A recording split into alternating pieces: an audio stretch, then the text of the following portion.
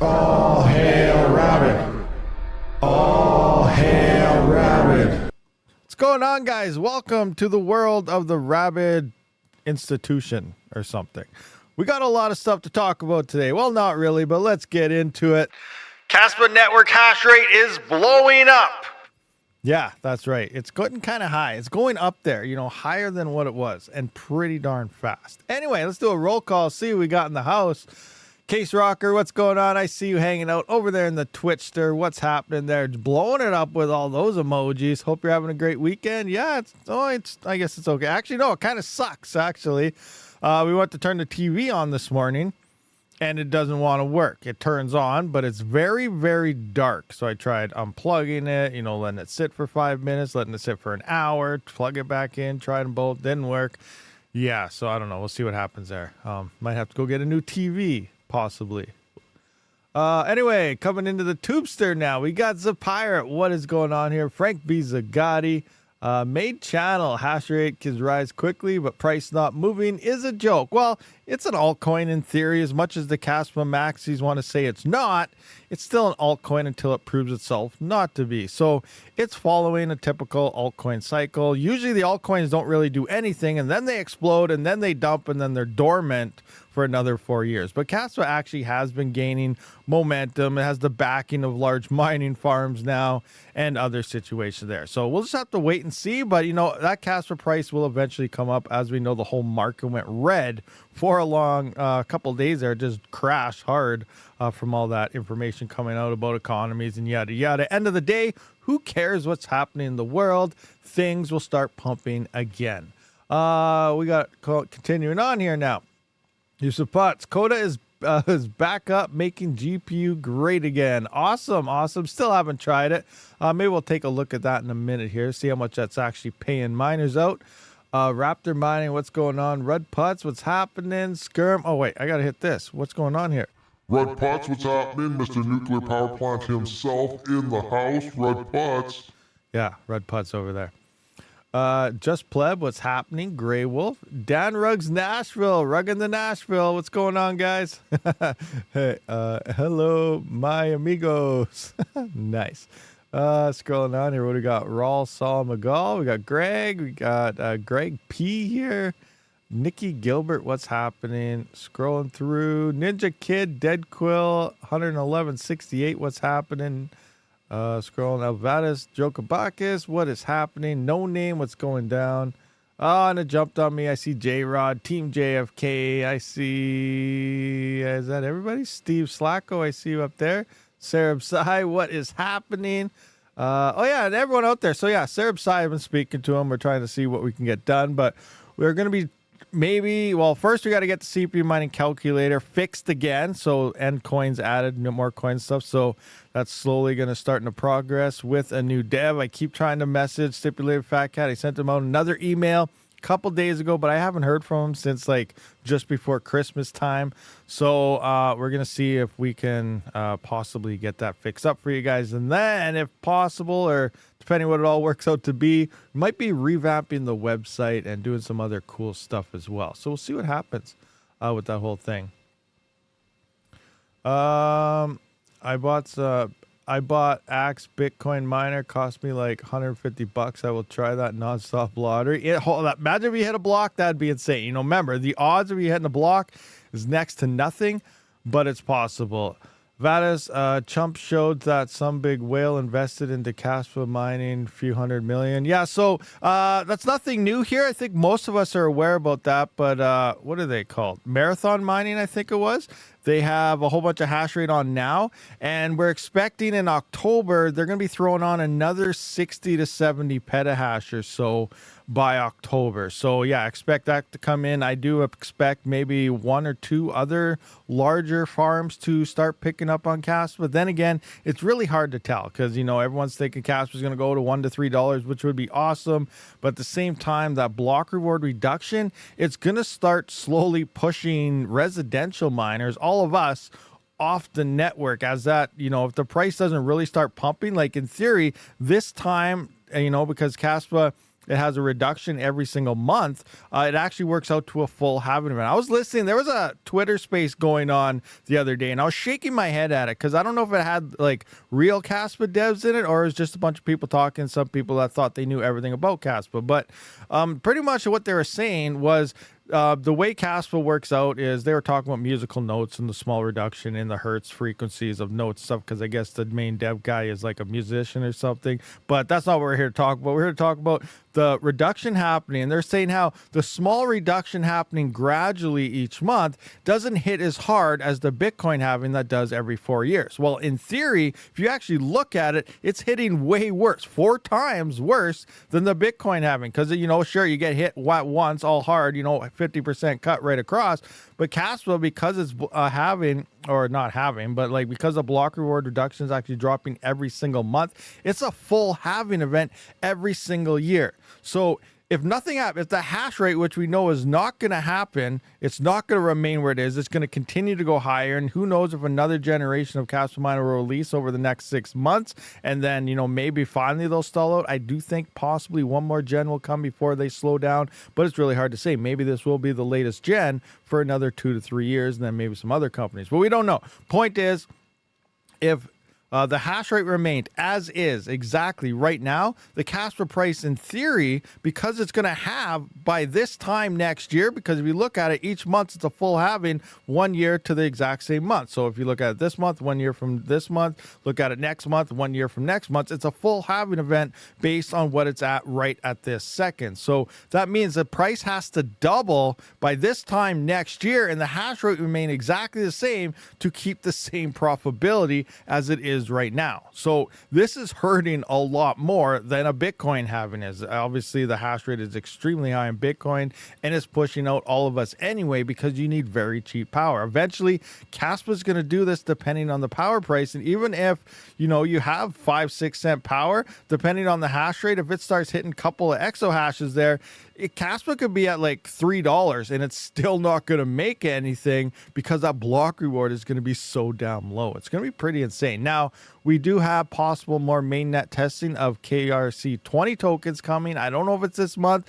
In the Discord, they still never really confirmed when it's going to happen. I see people on Twitter now saying KRC20 is coming again very soon. But no one's saying a date because I don't think anyone knows. They're just trying to pump some stuff up and stuff. So that could, if it's still broken in fees, we could see those block rewards rise upwards to over 500 Kaspa again, which is higher than when a Kaspa first launched. So that would definitely help out the mining side, but then it starts breaking the Kaspa chain, and then they're going to fix their fees because the whole point of Kaspa is supposed to be fast and very cheap to use. So if it keeps breaking that, it's just another Ethereum, and it doesn't really matter. So, you know, there's so many things up in the air on the miner side. Yeah, bigger block rewards. On the user side, no, this breaks the chain, and now it's more expensive and not worth using anymore. That's not next gen tech at all. So it keeps bouncing back and forth, and you never know what's going to happen here.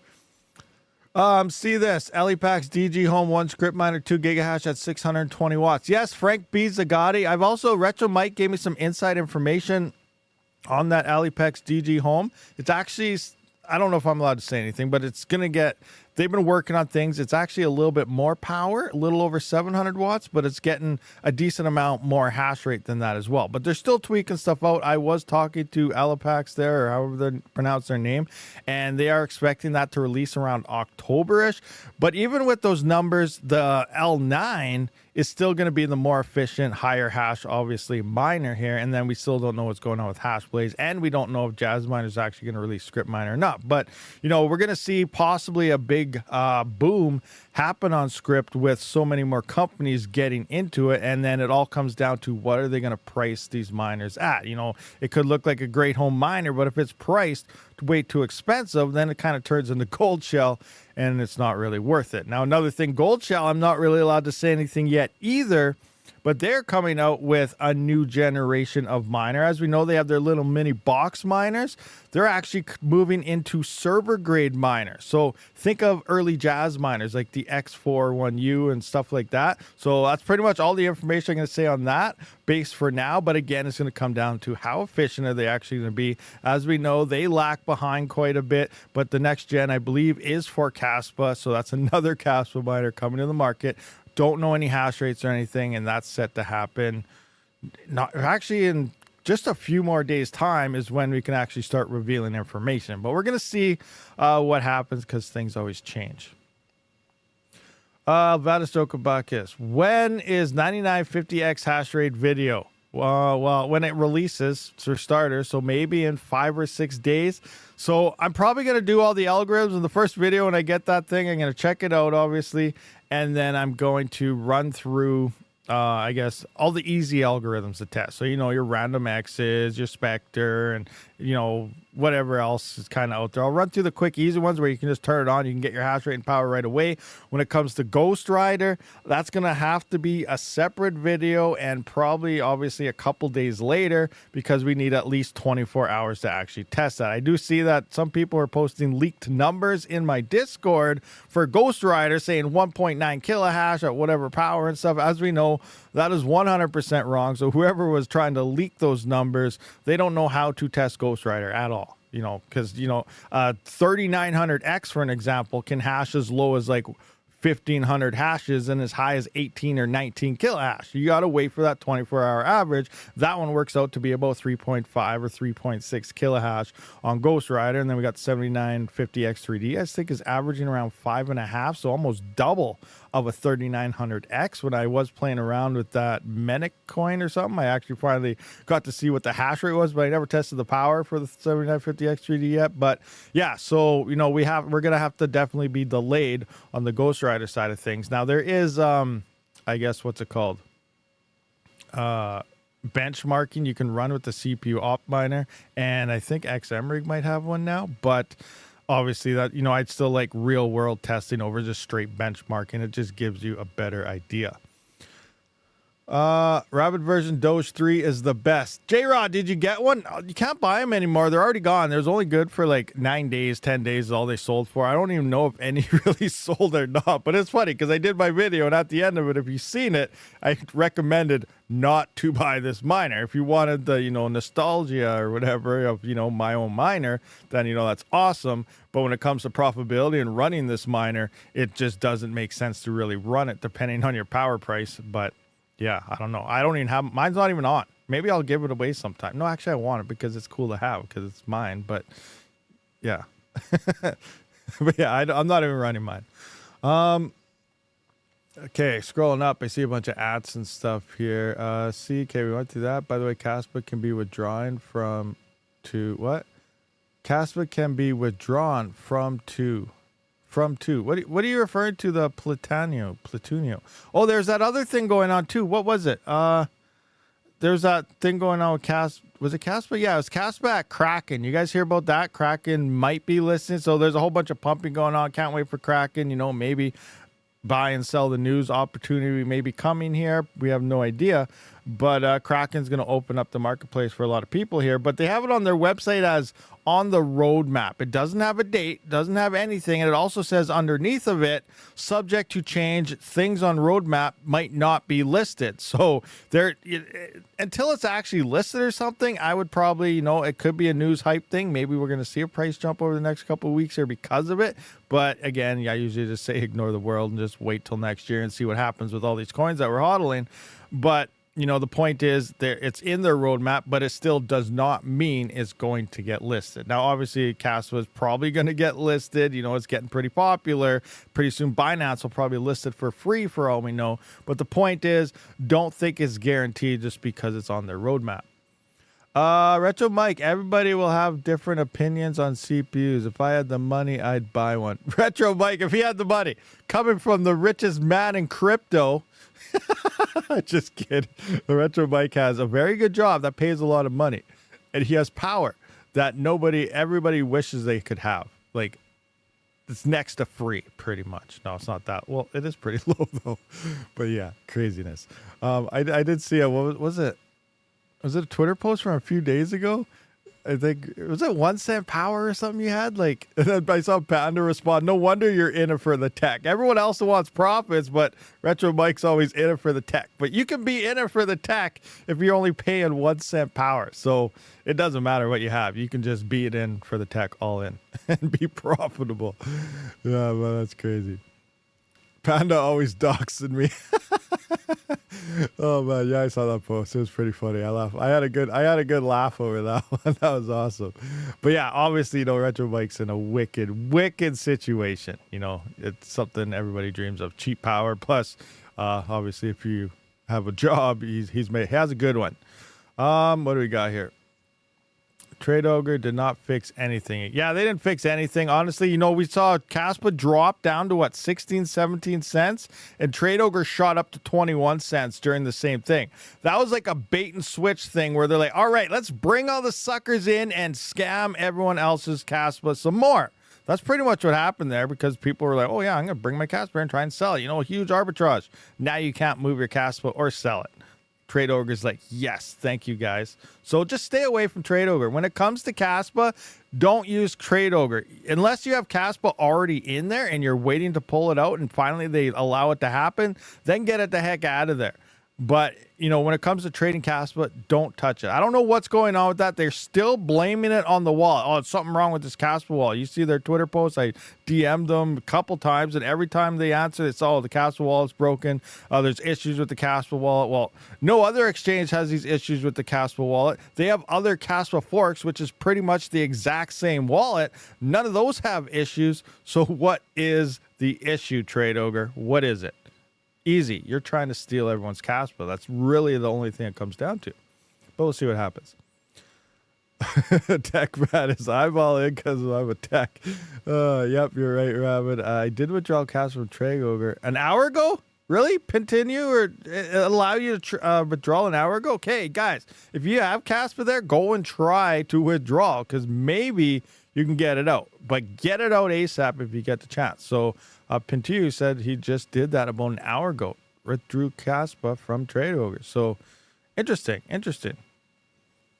Ecto not getting my Kaspa. You can withdraw. You can withdraw now? Okay, that's good then. Get the heck out of there right now. Everyone get it out. Use of Butts is trying right now. Get it done. Let us know. Trade Ogre for new people. What else do we got here? FI Stratum is still up. I need to turn him off. What do you turn what off? Who off? What are you talking about? Who you turning off? Zapire by Felicia. What's going on over there? There's some crazy stuff happening there. So what else were we going to look at? I forgot. Like, we didn't really get into anything yet, but we already talked about stuff at the same time. Now I'm all messed up.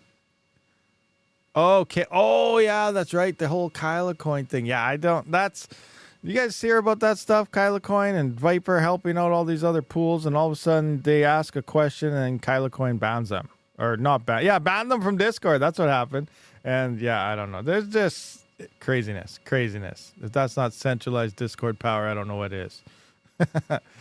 Kyla Coin dead. I don't know. I always have to wait and see what happens to it. And definitely in the price, it's been dying.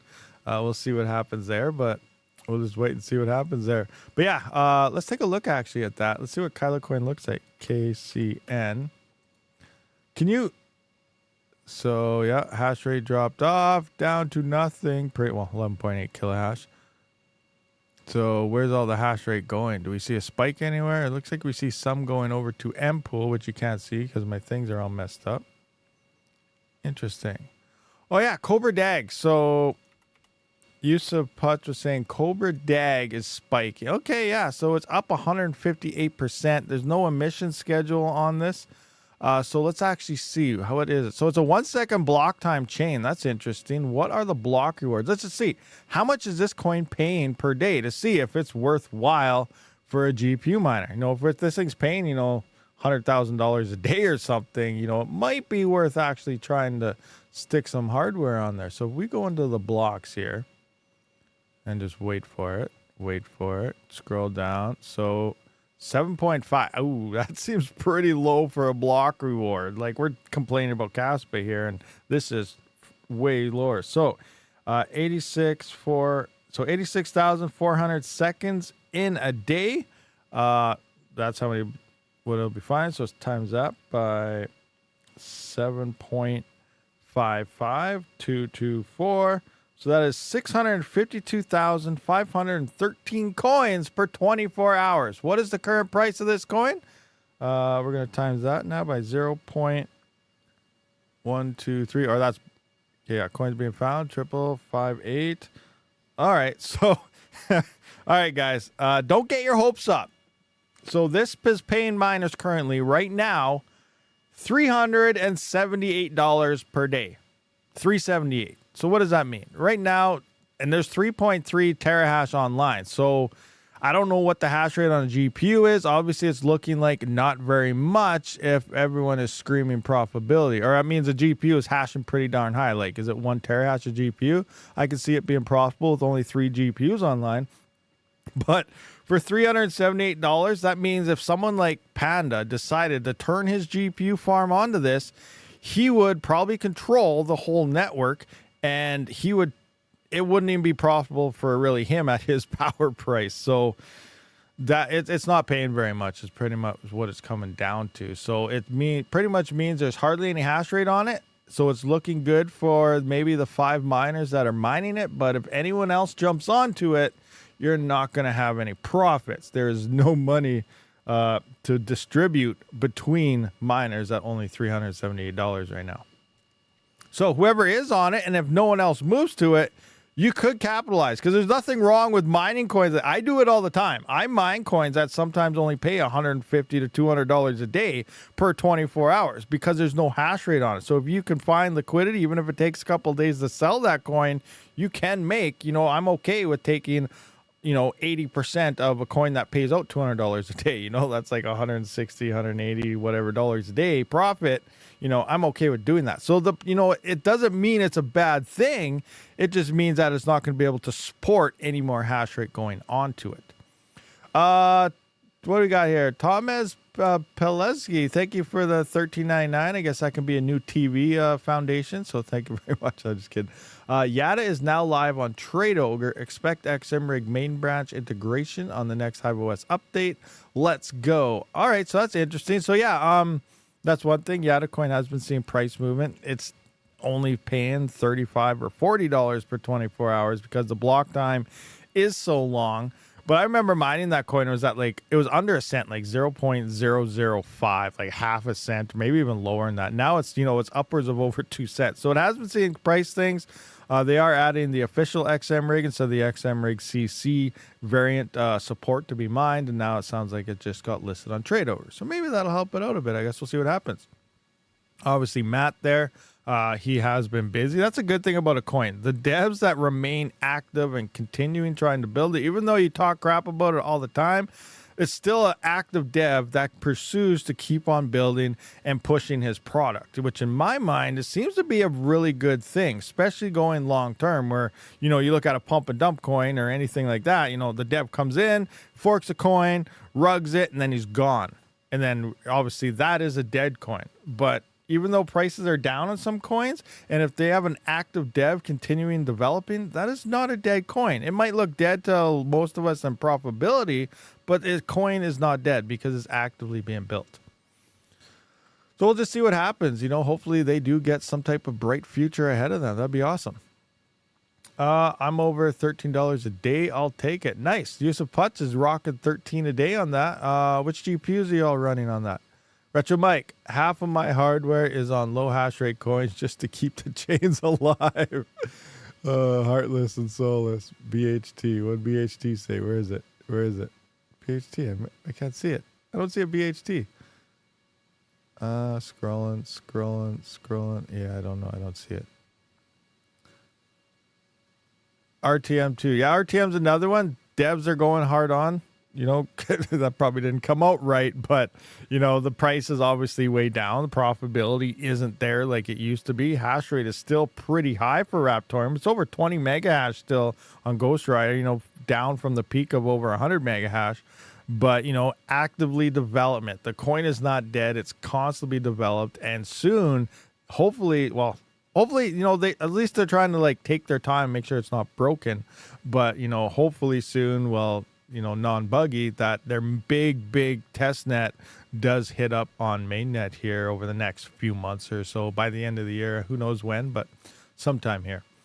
Best devs that keep building are Alephium and Zealous. Yeah, Zealous definitely great dev there, rocking away. High hopes for that. Alephium is another one. Now I know there's always that big Alephium versus Kaspa. Now I don't Retro Mike could probably help us on this. Retro Mike, I'm curious to get your opinion on this, actually. What do you think on tech side and how things run? What is a better chain, or do you think they're pretty close to the same? A Lithium or Kaspa? Because as we know, as we see, you see Twitter and everything, all you hear is Kaspa Maxi's best tech in the world. Nothing can match versus it. But the more I hear and look at a Lithium, I almost think it might be better. Like the 16 sharding, like 16 chains and the sharding and the way everything's just intermingling between each other to make things nice and fast. And I just feel it almost seems like a Lithium almost has an upper edge on Kaspa. But I could be wrong because I don't know any of how this coding stuff works and all this other stuff. And, even technically, like when Goldshell first released their miner, they cheated the system because they didn't even get it to work on all 16 chains, only one. And then it sounds like some pools are kind of doing weird things when it comes to the change and stuff as well. But yeah, I don't know. They're widely different. Kaspa is trying to overtake the world and be one world crypto. So Kaspa is Illuminati. Is that what we're saying here? We all know about the Bible, the one world crypto, or the one world, not crypto, one world coin. If it starts going in that direction, I have to actually technically, I'm out. Because we all know how that goes, and it's going to sneak up on us out of nowhere. So if that is their main focus, that could actually be a bad thing in my mind, if you kind of realize where I'm coming from. So I don't know. I don't think any coin should try to shoot for a one world currency, because that is then leading into some stuff there. I like it that maybe once cryptocurrency as a whole gets more adoption, various would be good. Bitcoin here, if you accept Bitcoin, accept Litecoin. Some places accept Litecoin. Some places are starting to accept Kaspa. Some places accept Dogecoin. But I think, bring it all together. Have multiple ways. Monero, have all of these options, not just one trying to take it over. Because I think that would just end up not being too hot. What do we got here? Lithium has multi-change, but so did KDA. It only really matters if adoption warrants that scale. That's very true. It all comes down to adoption. That's the bottom line. We see KRC20s coming on to Kaspa, and we hear all these other things. But if people don't build on these chains, then it doesn't matter. It's not really going to go anywhere. If people don't adopt these chains, it doesn't really matter. It's not going to go anywhere. It's just going to be another coin stuck in your heart that you're trying to pump for yourself, but no one else cares because, people aren't actually starting to use it and accept it for payments and adoption. It's all about adoption. That's still why Ethereum, in theory, is one of the, you could call it the best chain that's out there, because everybody is pretty much adopting it and building on it, and it's going huge. Bitcoin is obviously the OG crypto, where everyone just, you think of crypto, you think of Bitcoin. There's some people even starting to call Bitcoin not a crypto. It's its own thing. Bitcoin's its own thing. It's not a cryptocurrency. So it's crazy how things are going, but that's false. As we know, Bitcoin, it's crypto. It is the OG of crypto, and it always will remain that way, I feel. Did you see where I used pads instead of paste on my KS0? Yeah, I did see that. And the temperatures look pretty good. And it's not throttling. That's pretty sweet. Yeah, I saw that. I replied under that. I guess you didn't see it. But yeah, that's awesome. They want Kaspa to be the only currency people use regardless of what they do in blockchain transactions, store of value, DeFi, dApps, stablecoins, NFT, etc. So yeah, they're trying to be the answer to everybody. So I guess we'll see what happens there. But yeah, we'll just see. Obviously, that's great for price appreciation. The best run chains are, in my opinion, here we have just looking around saying Lithium, Radiant, Zealous, Chlor, and Octa.Space. I got high hopes for Octa.Space. That's another major one I'm hoping. Like Octa, like if it does something like some of the other coins do, I think Octa could see a nice bull run pump of like $20 to $30. If it go higher, that'd be insane. But I think $20 to $30 is a nice goal to hopefully we come close to, because that, I don't know, Octa.Space is doing some cool stuff out there. So Kaspa is trying to be like Moac. What is Moac? I don't even know what that is. When RXD ASICs? Who knows? It'll be interesting. We have to wait and see. Radiant, I think for more people to get on board with it, like Bitmain and stuff, it needs to grow. Maybe this entity will help do it. It's hard to say, but it doesn't. It needs better price action and stuff, because the emissions per day isn't very high compared to the other ones out there. But it's eth-based. Yuck. Yeah, S sucks. Octa actually does something legitimately is the only eth fork worth anything.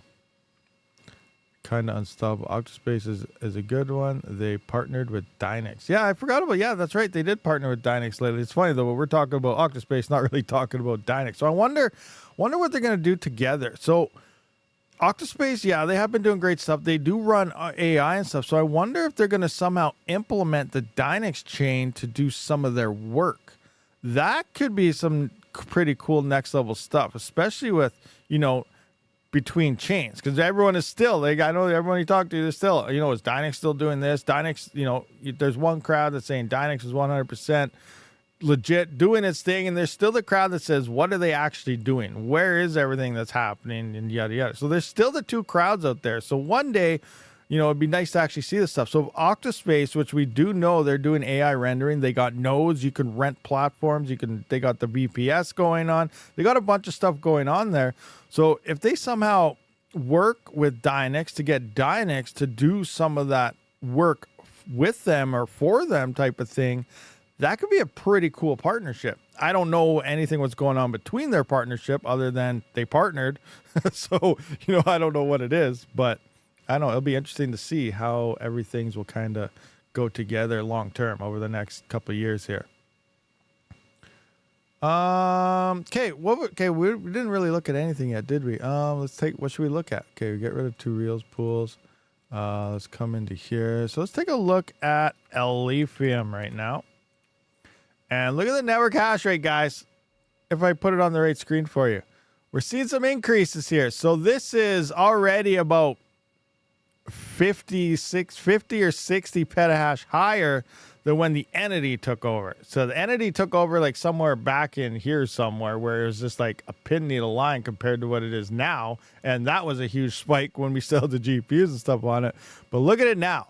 The entity isn't really existent much anymore, but we are seeing obviously increased hash rates, testing going on here. We have Viper sitting at 280 terahash. We have Antpool. Oh, Antpool just pulled up at 290. No, they still have the same hash rate, so maybe something came off Viper. I'm not sure.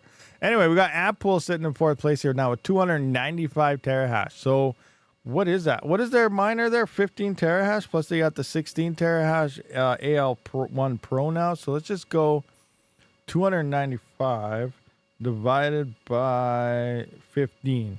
That's oh my gosh, guys, that's not even much hash rate at all. That's only 19.6 AL1s. And there's estimated rumors of around 300 of these in the first batch. So they haven't even started testing yet. And it looks like they're doing a lot. So yeah, so right now, Antpool has 19.6. So just shy of 20 AL1s in testing. And there's going to be a lot more. A lot more. So yeah, we haven't even seen the hash rate spike yet. So what should we be at then? So let's just go 15 terahash times 300. Wow. That's 4,500 petahash or terahash, which is 4.5 petahash. So in theory, if Bitmain ships out 300 of these, we should be sitting around, 4.5 petahash with just Bitmain.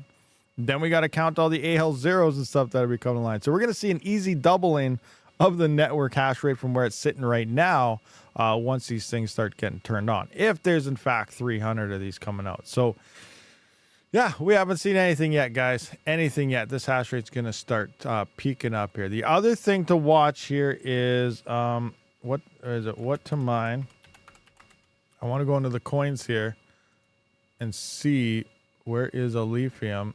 So the block reward, so yeah, we're at 0.5. The average is still saying 0.51, but if you looked at this a week ago, before all this testing actually started, we were sitting at block rewards of 0.51. So it may already starting to be causing, as you know, that 1 petahash upwards to 1 exahash, the block reward will start dropping from 15 down to only 5.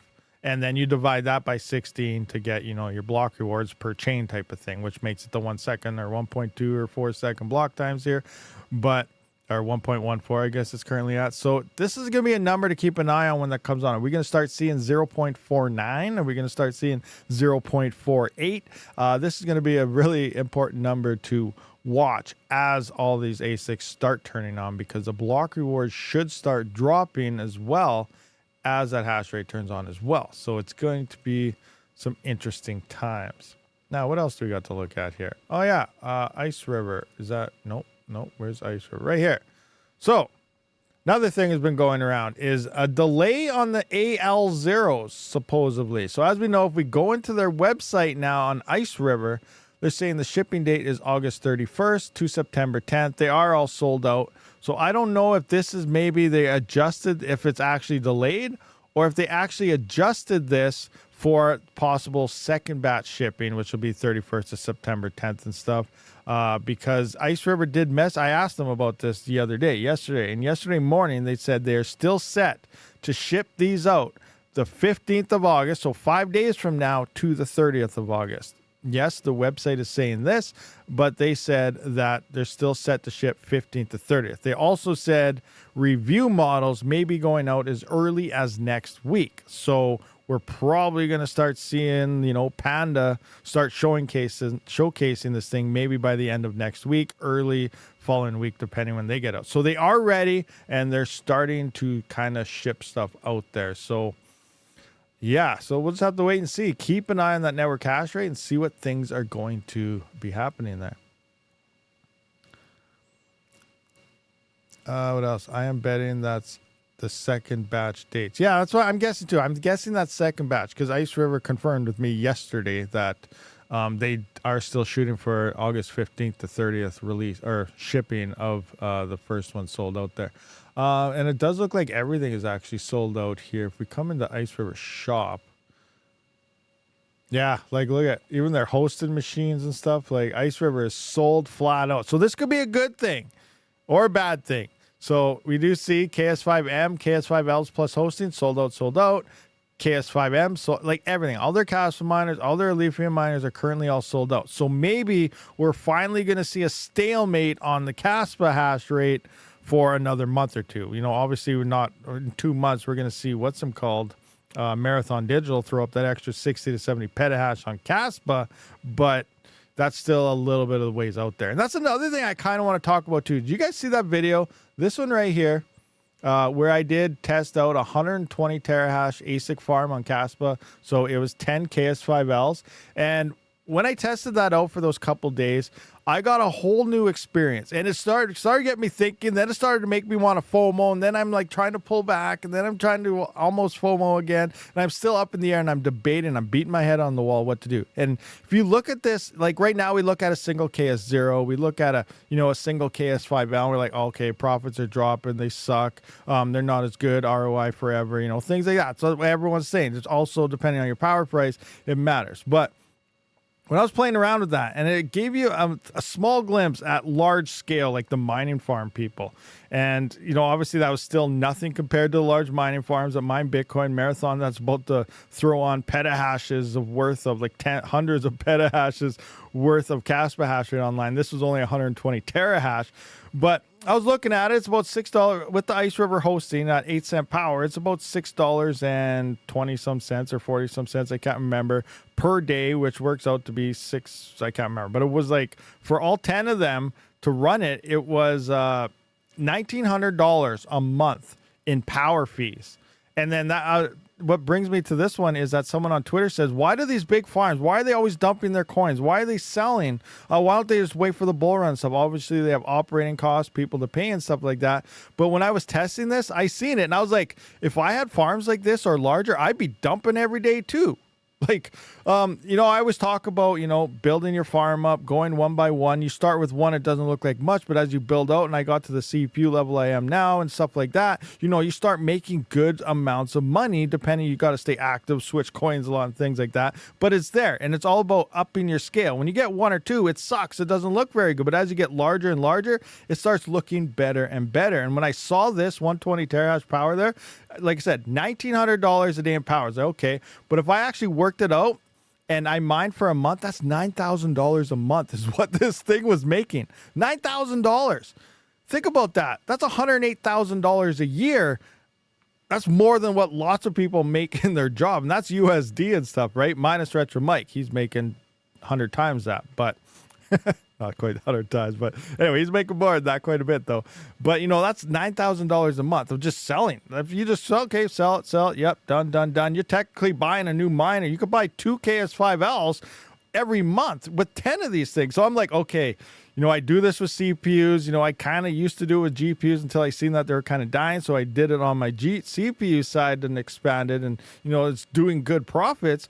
And then all of a sudden I'm like, oh, wow, I witnessed this. Now I'm like, I want to get 2 or 3 maybe KS5Ls, then have all that to ROI another miner, and then get another miner, and just go for a few months until I'm at around 8 to 10 of these things, and then just hodl it away and just sell and stuff. Like, it's money. It's money printing. That's what I always say about crypto mining. It's about printing money every day. Yeah, you could buy the coin, sit on your arse for 4 years, hoping it keeps going up, or you could take those profits, and this is just like daily money printers. Feds print money all the time and hand it out. This is just like having your own money that you constantly can just use daily. Go, oh, I'm going to go buy a car. I'm going to wait a week, buy a car. I'm going to go, you know, I'm going to go to a movie here. I'm going to, you know, whatever. So it's about daily money printers, and it was pretty insane just to see how it is on that type of level. And I really started thinking, do I want to start scaling up? Obviously, I can't do it at my house. I don't have the power, plus my power is too expensive.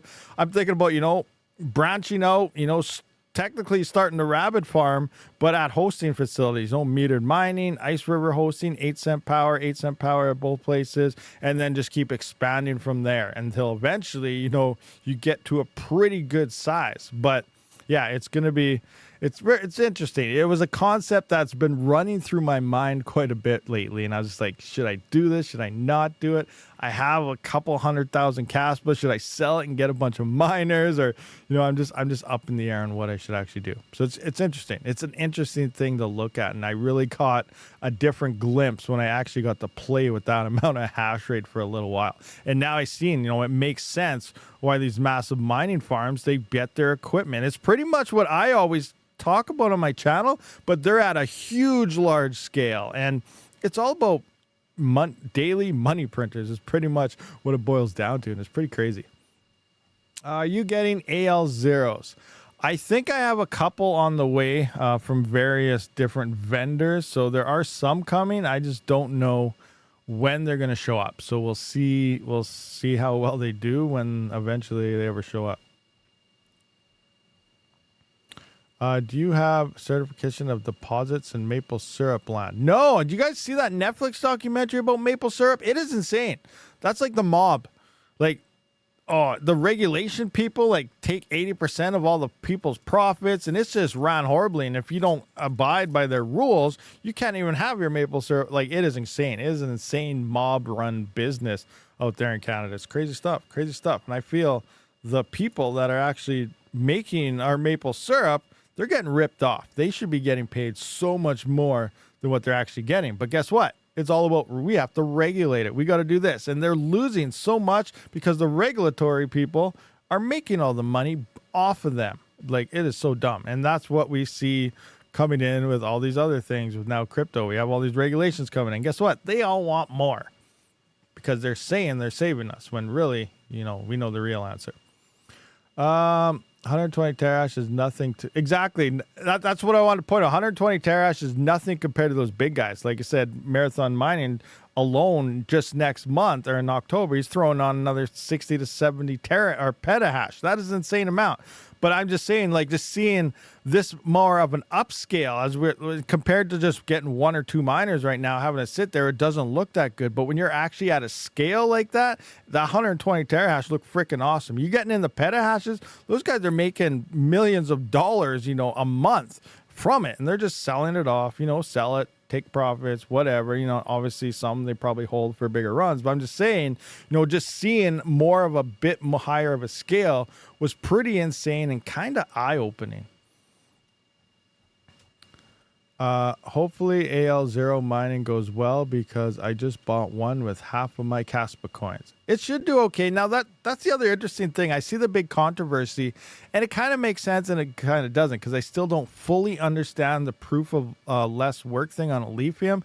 To me, I feel it's going to hurt us as home miners a lot more than they're trying to point on to us, because you have to burn your lithium. They're saying it's more efficient. It might be more efficient for the chain side of things, that now the mining pools have to burn a lithium to mint that block and so on when they're found. So I think mining pools are probably going to start upping their fee, like we see with Graham, mining on Ton, at 33% fees, because it takes so much Ton to mint that Graham and stuff. But, it's probably not going to be that high. But I could probably see them start upping the percentage of pool fees. The block rewards are going to be next to nothing, and the hash rate is going to be extremely high.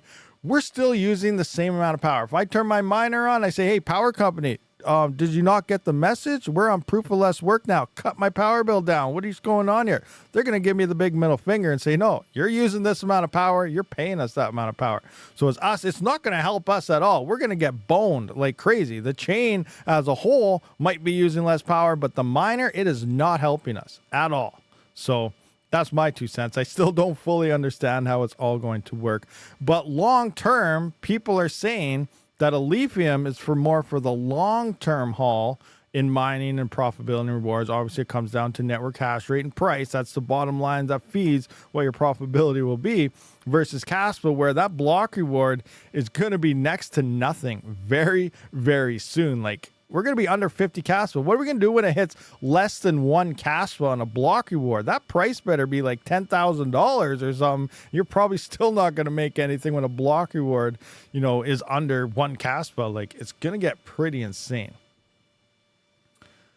If you had the choice, an X5 ASIC or an Epic 9654 rig, I'd probably go with the Epic 9654 because it's more versatile, but the thing is, are they coming in at the same price? If you're paying the Epic 9654 rig, you could probably get 5 X5s for the same price. So then I'd probably go with the 5 X5s versus the Epic rig, because that's a mega hash I could throw on Monero or Salve or something like that, instead of whatever that is, 94 100 kilohash worth on a whole bunch of other coins. So I probably go with the X5s over that, coming down to the prices.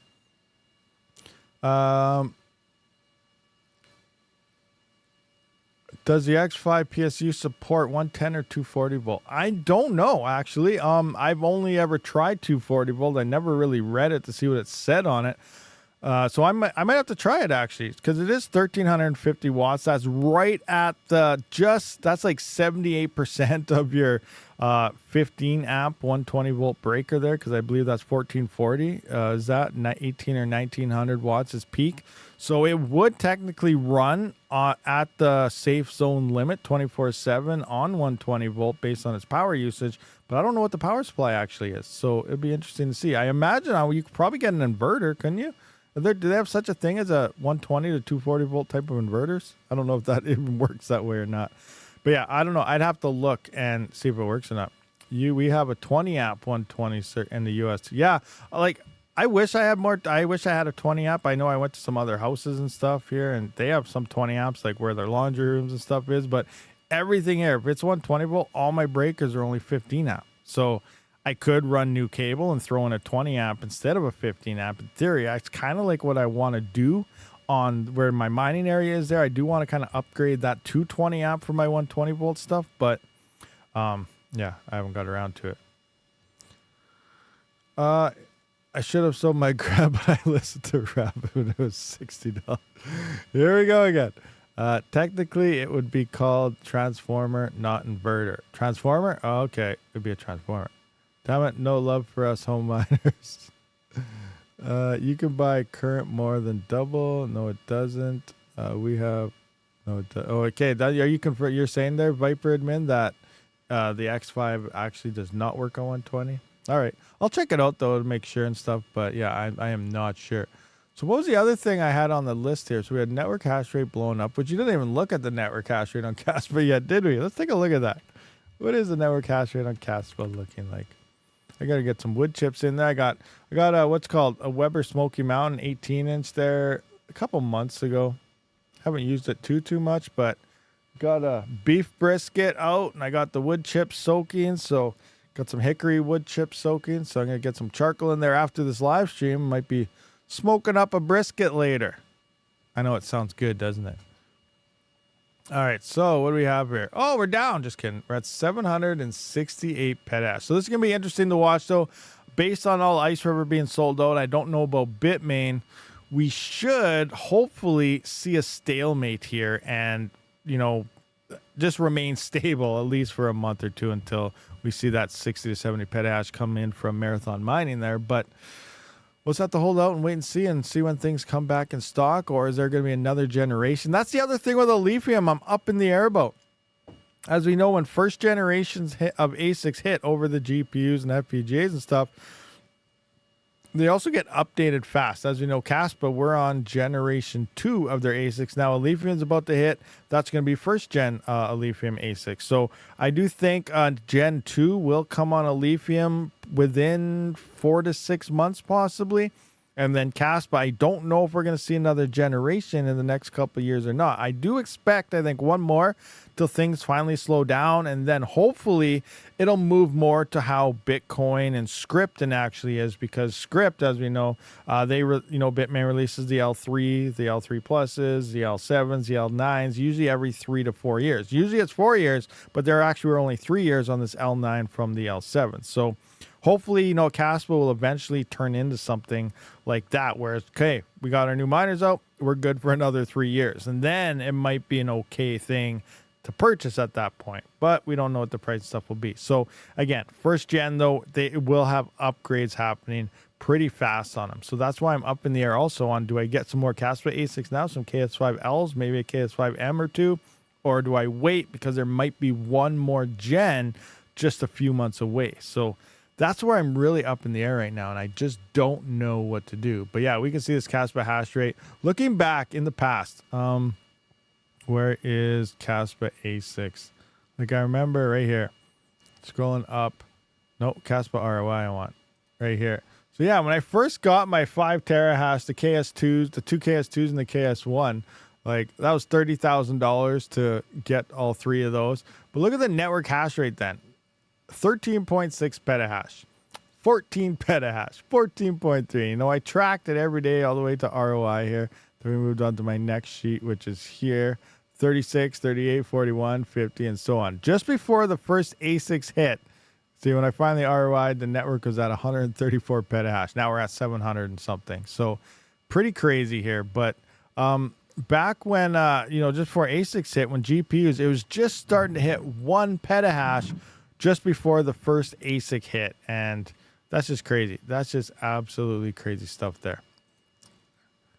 Hash rate, 1 exahash. When will we hit 1 exahash? If it stalls out, though, we might get lucky and not see 1 exahash by the end of the year. If Bitmain starts dropping more miners, or we got Marathon coming in with another 60, 70, that'll push us to around 800 petahash.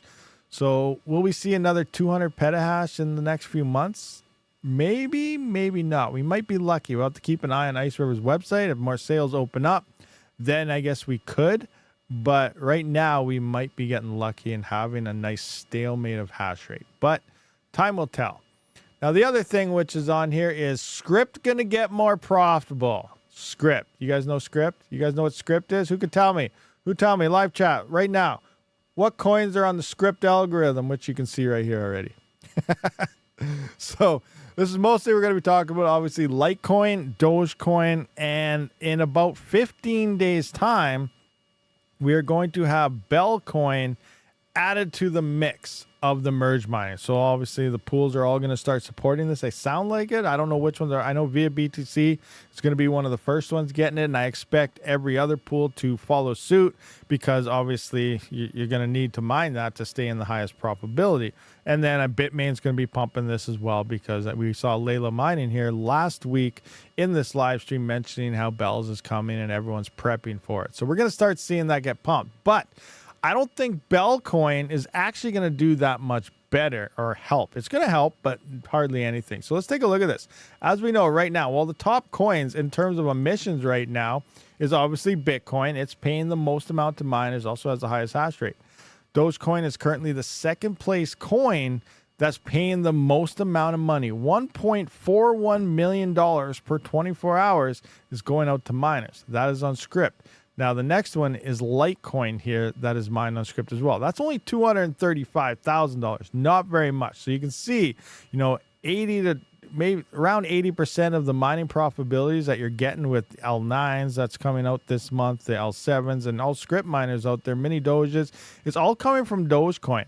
Now, they're going to be adding Bellcoin into this mix here. So let's take a look at that. First, let's take a look at the network hash rate of Litecoin, because remember, when you're merge mining it, it is now going to be pointing to this. It's going to be pointing to the Scrypt algorithm, and it's going to fire your hash rate. Full hash rate. So a 9.5 gigahash, or I guess an L9 with 16 gigahash, it's going to be pointing 16 gigahash to Litecoin, 16 gigahash to Dogecoin, 16 gigahash to Bellcoin. Now here we can see we have about 1.09 petahash on Litecoin.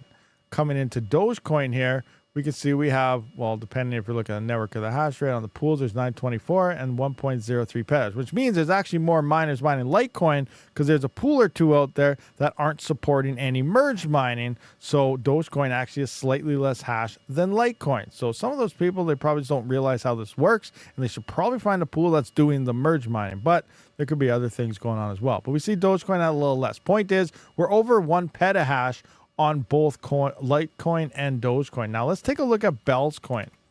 If we look at Bell's coin right now, there's only, is this broken? So anyway, 14.57 terahash and 6.6 terahash. So we are nowhere near 1 petahash right now. So that means, in theory, once all these pools adopt merge mining, we're going to see at least 1 petahash hit this network, like bam, like now.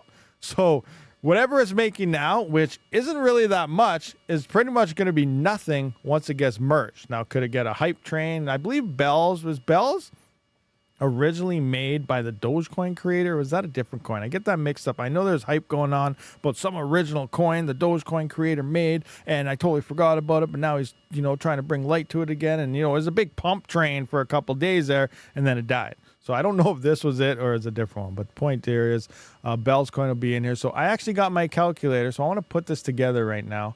And where is my Doge? Where's my Doge miner sheet page? Here it is. Doge miner. So I got all three of them right here, as we can see. So let's just find one so you can see that. There you go. So you can see Dogecoin, Litecoin, Bells. So that's the order. Doge, Litecoin, Bells. That's what we got there. And I'm going to update the network conditions and stuff to see what this could possibly look like when it goes merge mining. Now, this is all based on current network hash rates right now, this very second. So I'm going to come into Bells. We're going to update this. So it's at 31.5 cents, sitting at 31.5 cents. So it went up 31.5. Current network hash rate on this. I'm going to bring this over so I can see it easier. I don't know what to use here, though. Do we use the unknown? Is this like people solo mining on their own nodes? Do I use the 5.72? I'm going to go with the 14.57 because I don't know. I'm just going to get a lot higher than that anyway. So what do I have here? Oh, man. Now I don't even know what I have this broken down into. So I'm just going to come into here. 14.57. 14.57, and I'm going to, I think I have this broken down 9500. Yeah, I have it broken down into gigahash. Copy. Do I have it broken down into gigahash? Is that right? That don't seem right. I have it broken down into megahash because the mini Doge miners, they don't even hit a gigahash. So I had megahash here. That makes sense. That makes more sense now. So I'm going to bring this into here. Megahash. Boom. So we got this amount of megahash, 9,500. Now I think that's wrong. 9.5 terahash miner of the L7. Let's make sure that's right here. No, that's not right. What the heck? I got something going on here. I'm all messed up. I'm all messed up here because that's going to make this way too big. I'm just going to go to gigahash. Screw gold shell. Okay, I'm gonna go back to gigahash here. So I'm gonna go back into Bells, do 14.57 terahash. 14.57 terahash. 14.57 terahash. We're going to break that down into gigahashes. Gigahash. Now that's way too much. What is happening? I got my whole spreadsheet all messed up now. Why? Why? Or am I not doing my miner thing right? I'm butchering this completely. All right, so this is in megahash. 9.5 terahash.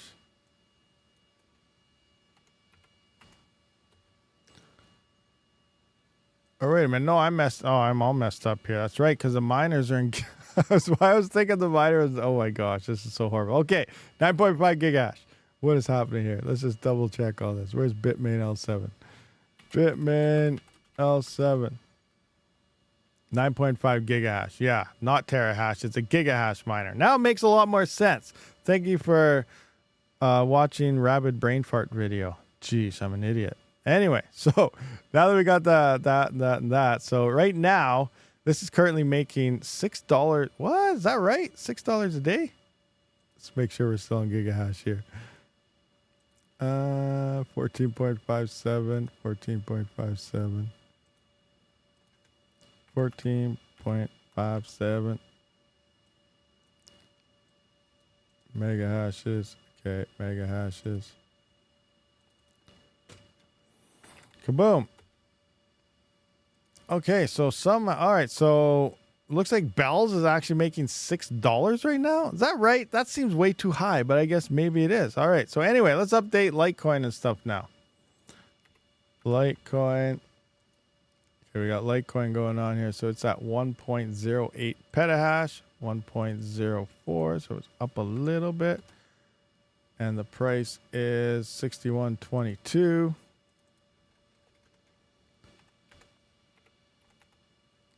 And now we're going to come into Dogecoin. It's hanging out at 1.03.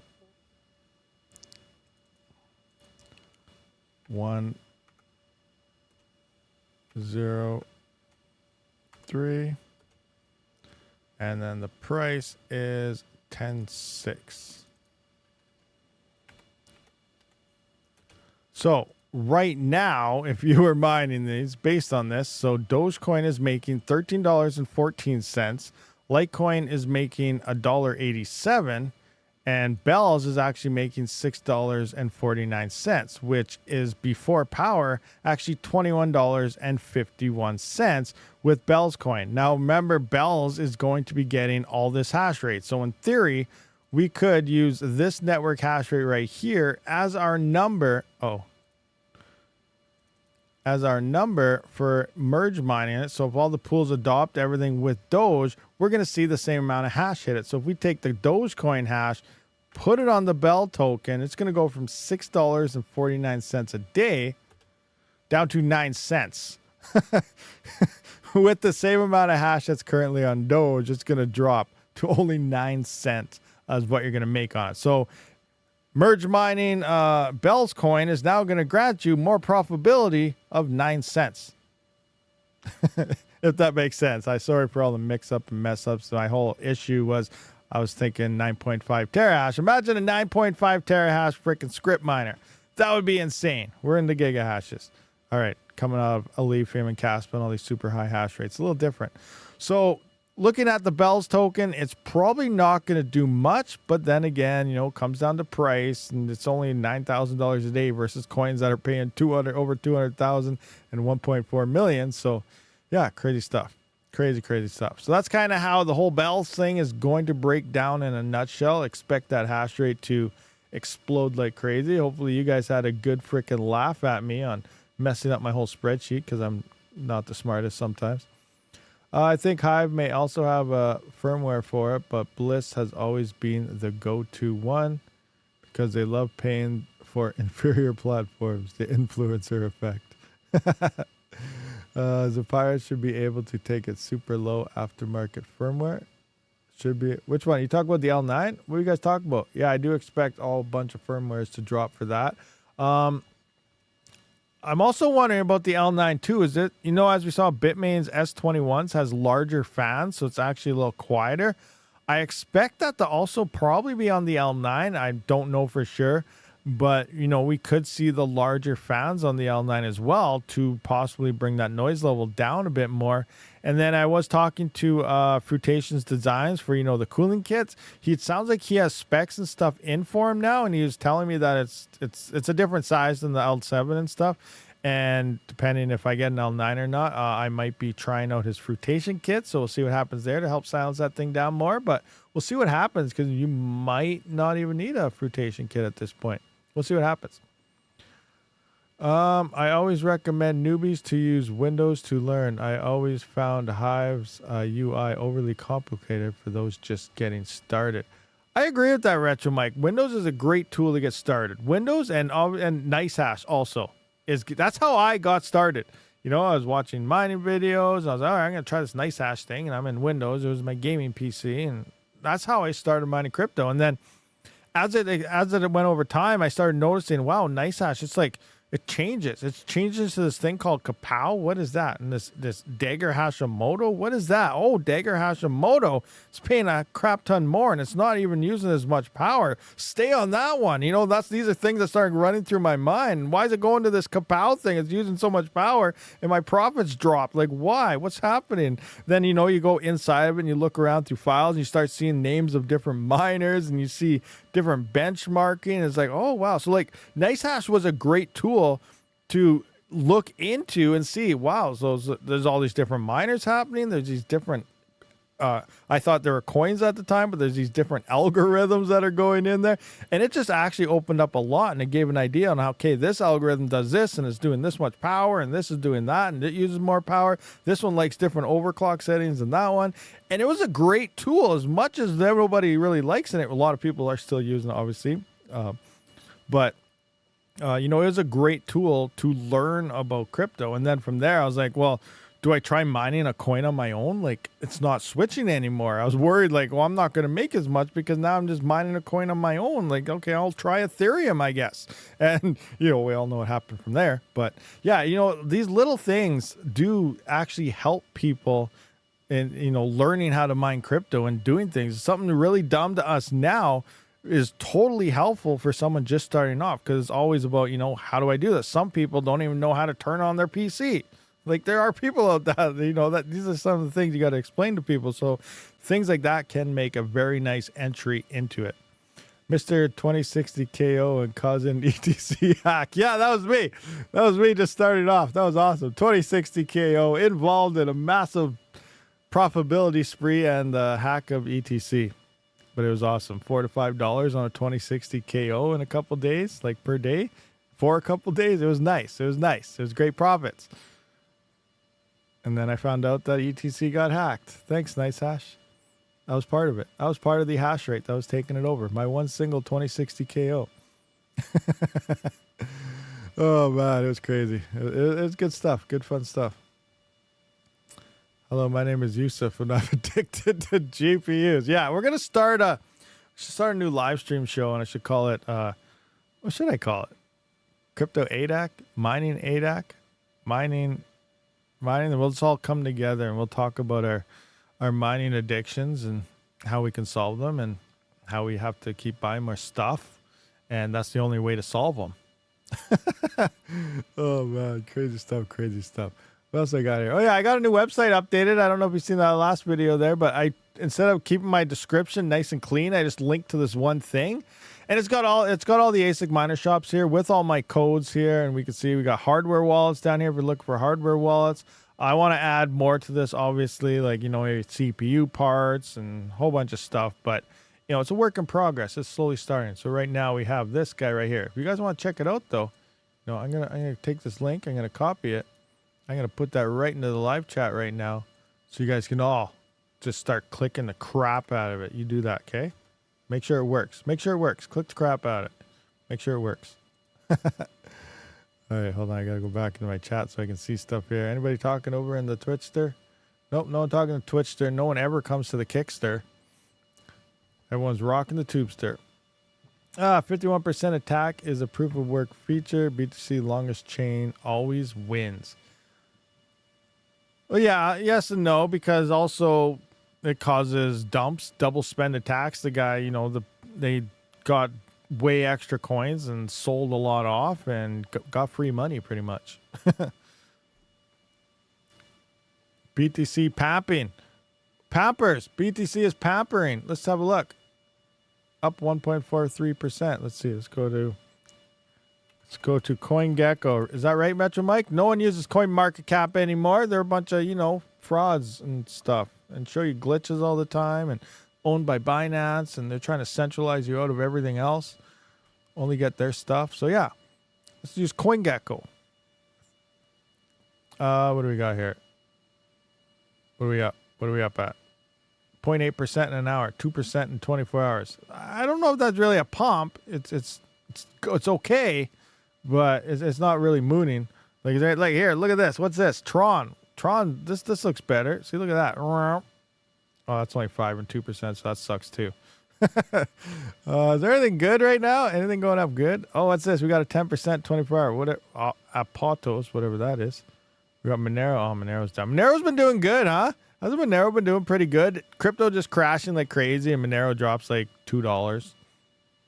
Crypto goes up, Monero goes up like $5. Can't go wrong. If it only goes down $2 when crypto crashes 50%, that's pretty good. And then crypto goes up 2% and it goes up like 10%. That's a win. That's a win. I think Monero's it's going to do big. I saw people the other day talking this on Twitter saying, Monero's going to see $10,000 here over the next, couple cycles. I was like, wow, that'd be insane. That'd be awesome. Monero's like a Dogecoin backing, but for privacy. Monero is one of the true, I think it's true money. This is what people, everyone's always talking about privacy and this and that. And they say, oh, well, Monero sucks. It's getting delisted everywhere. Well, that's the point of Monero. Who cares about the delistings and the this and the that and the that? The Monero is supposed to be peer-to-peer transfer. Use it. Usability. That's the purpose of Monero. Privacy stuff. That's the purpose. I think it's going to do good. It's going to do awesome. Continuing on, what do we got here? Bonk. Oh, that's a meme coin. Don't even touch that. Oh, look at all these meme coins popping up. Helium's been doing not too bad. What is this? What is the third one? Oh, 7 days. It's up 77% in 7 days. That sucks. We can't even mine helium in Canada anymore. We can only get that dumb IoT one. And I think one of my helium miner blew up on me anyway. It doesn't even work anymore. So that's another downfall. All right. So that's all I got right here. Flare. Let's just see. What is 24 hour? Let's look at top gainers. Whatever this is. Sui. 7 day. What's the best 7 day gainer? Sui. What is this Sui thing? Kronos. CRO. Yeah. Let's get that Kronos. The crypto. Is that the crypto.com one, isn't it? Your cash back. 1 and 2%. Well, 1% now. It used to be 2% because they ripped us all off. They better bring back 2% when the bull run hits again. Filecoin. Yeah, interesting stuff. Yeah, I guess that's about it, guys. We're pretty much. Oh wow, we've been here for a while. I'm supposed to start my smoker. I'm pumping MDR. Buy MDR. Let's buy MDR. As they're not cheap. You can't use USDT in Canada either. Yeah, we can only use USDC. USDC is where it's all at. We can't take anything that has an off. What is it? A transfer into fiat is all USDC. You can't do that. You have to swap it somewhere else before you bring it. What do we got here? Mining Dutch. Where did I just saw something about Mining Dutch? Mining Dutch and C miners. Oh, Retro Mike was talking about. Oh, Scrypt. What pool supports all Scrypt coins same time? Oh, Mining Dutch has like everyone right now. Let's go look at that right quick before we wrap this up. Where is it? Mining Dutch right here. Let's go to Litecoin and see. Mining Dutch, where you at? Oh, here we go. Mining Dutch plus Doge plus Pepe plus Dingo plus EAC, whatever that is. So in theory, this one has all of these being merged mined right now with Scrypt when you're using this pool. Is that what's happening here, Retro Mike? Cool. So you can get 4 coins on Mining Dutch if you're a Scrypt miner right now. I don't think I've tried that pool. I got to try that one. I know when I tried Unminable to get Dogecoin, Unminable was beating out Litecoin Pool and other ones in profitability. I see what happened here though. Litecoin Pool used to be the top pool. How did it drop down? I haven't been following Scrypt for a while here, but I see Litecoin's in 5th now, via BTC in 1st. Binance Pool, don't never really use them, don't really care. EMCD is coming in. They're a Bitcoin pool too, I believe. 1.5 fees, PPS. Anyway, guys, it's been fun. It's been great. We are going to wrap this one up, though. I do appreciate everyone for showing up to this live stream. I do see Retro Mike answering yes, and Mining Dutch will auto exchange for you if you want. Hey, that's pretty cool. You know, guys, if you're mining Scrypt, maybe try out Mining Dutch. That'll also help coin decentralization of, you know, pulling hash rate off those large pools that are, you know, support the small guys. Anyway, guys, I do appreciate everyone for showing up. We'll catch you on the next one. Rabid out.